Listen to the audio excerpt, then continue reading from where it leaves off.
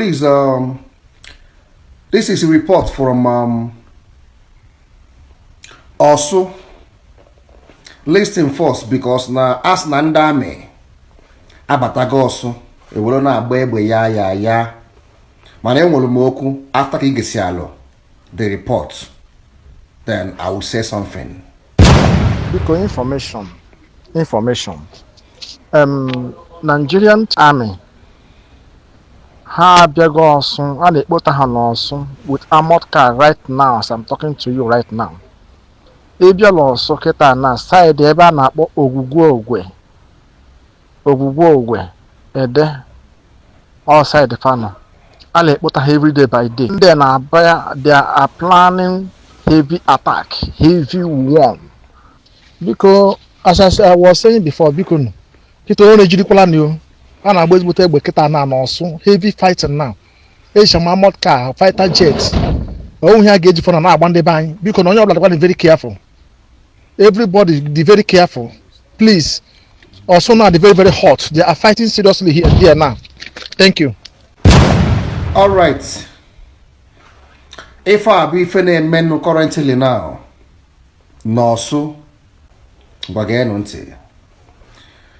For reports you melum Ijele, Genie, Osim Ijele, Manya Nandi squad ya batago also Struku Imo State and other places. Genya small before I proceed. For security purposes. But these guys, we know where they are. They are currently pinned down, and with the order of the army that's leading this job, this operation, we are hopefully going to take over that valley, and we are now stepping a foot back. We won't let them come back and re-establish themselves on any soil we've taken. So I will keep updating you when I'm around where there's network. You'll be seeing some of the videos. Right. There's one thing. Onwere mgbe nji wee si ndị amị alụkọ n'ọlụfa maọbụ Nigerian gọọmenti alụkọ n'ọlụfa mana ife na-ekwu gịnị bụ si abịara na-edistract anyị nwa ọ bịa na-egbu innocent people n'ala Igbo. Remember na ala Igbo na-adịgo peaceful. Yes, agbara Christmas ofuma, mee ife ọbụla ofuma. Now activities are going well. Kushmis now we are gathering ourselves together, and the elections are approaching, and the two are educated now. We can vote massively to vote out bad governance. Manaketa na ndi abatago in disguise. Bule bebata no dena na acho gentle butuzo keva enje makeup na ndi otue agazie innocent places na agba egbe ke ndi a na agba egbe ebe anwa. Enwere nsogbu nwa agha dị n'ugwu Awụsa ndị amị ekwenchibeghị nke aha just because now na campaign eluena gbasalụ ịba presidency ekpotere anyị ndị amị na Eastern Region through our border Ijele ka ọ na-ezi ha ụzọ ewerezi onye Igbo na-ezi ndị mba ụzọ na be anyị. How? Once you are on all here, man, I want them beginning stop to scare people away because now last now, no innocent people can get busisi. Unu mwebe gentle no. Unu mwebe on mbu butuzo. Unu mwakona ebe on mbu enje makeup. Isu na brother. Unu chana aloko hand to hand. Hope uso ringma mwebe ono. Hanchane we meeting steady. So unu eji na unu na chafa. Bia busie innocent people. Also have na Igbo. Banya boka gara ozokwa. Since all this while now we're enjoying peace. We're enjoying good, atmosphere in Igbo land. But kita kwa na haba ene wunye nda meka na wunye mmiri. Why can't you people set roadblocks or go after who you are looking for? Oburu ibena agbegbe ya. Oburu ka esi eme. Unu sa Mother Valley no me na ebe aka ndị ọjọọ nọ. Go to Mother Valley. ebe ọ bụla si n'ebe ahụ bụ ebe ndị ọjọọ nọ, go there and meet them, fight with them, stop shooting anyhow outside the vicinity. Kịta na ọsụmogu na wee dịrị gbadaba itenansa awọ kadabasị saịdị anwa. Kịta na dị nya pipụl na-agbagoso n'obodo ọzọkwa. Ọ bụrụ gịnị anyị na-ebutere onwe anyị anya n'ụlọ. Ife n'ugwu Awụsa naanị enwe nsogbu na be ha adịghị eme otu a, mana kịta na ụlọ abịa na be anyị again na to cause more havoc, ka anyị gbagba ọsọ n'obodo ka anyị wee lie anyị na be anyị. Who is fooling who? Kịta na-abịa na-ewezie na this game na-egbusi innocent people na n'aka ha dị ọcha, na-egbusi ndị nwụrụ n'ala Igbo si nọ ndị a na-achọ bụ ndị ọjọọ.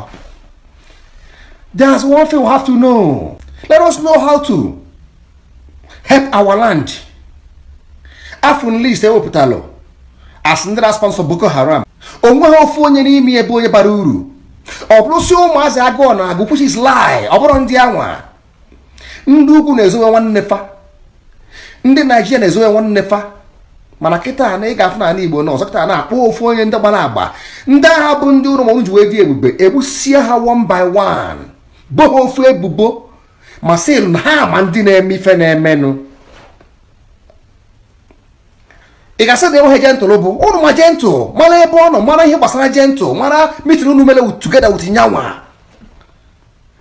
Ya ka unu ji wee kwuo sị na jentụl na-egbughị ihe o mesi ọpụtasị na-egbubeghị ihe.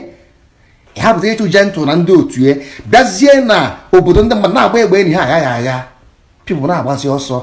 Stop to scare people away. Na emesi tata na we go lose. Mgbe ọ bụla ya chọghara ka unite ya n'Igbo, it is some fracas. Enweghị small thing aka n'ime n'ala Igbo ka anyị nwee unity to speak with one voice.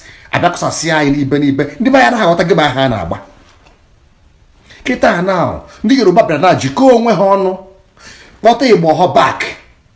Ịma why? Ha chọrọ ka ha nwee distraction at all. Ha chọrọ ịbụ gịnị? Ịbụ ofu ukwu azịza to fight. Nke anyị nwa na anyị pụ anyị si onwe anyị imi ekpote amụ amị na be anyị a na-ekpurisi anyị n'ike ibe n'ibe anyị na-agba ọsọ. We can never unite one day. By na daga beba bro so haja go lilu are still running away. Go sumo. People are not coming home. Then how are you going to vote? Ebe obuna eboto ga me search one obuna mbia ga ha bu ndohi na ha gini terrorist region. No. Things are going bad. Eche ro asonya ami o ge sa alu olu. Okay na Trump batara Nigeria mbu ndị America. Ha gba drone na ebe ndị Boko Haram nọ. Mgbagbo ya na Mother Valley unu bịa na-agbawụsị ndị mmadụ n'ọrụ nwa ha n'ime obodo.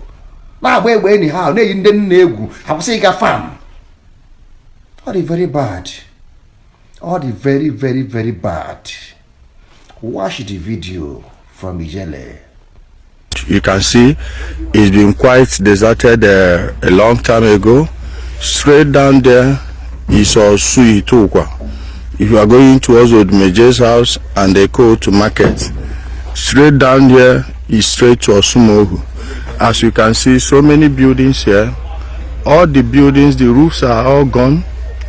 They ripped them off and sold them as scraps. The homes you will see with roofs are mostly the ones the criminals are using for their operation.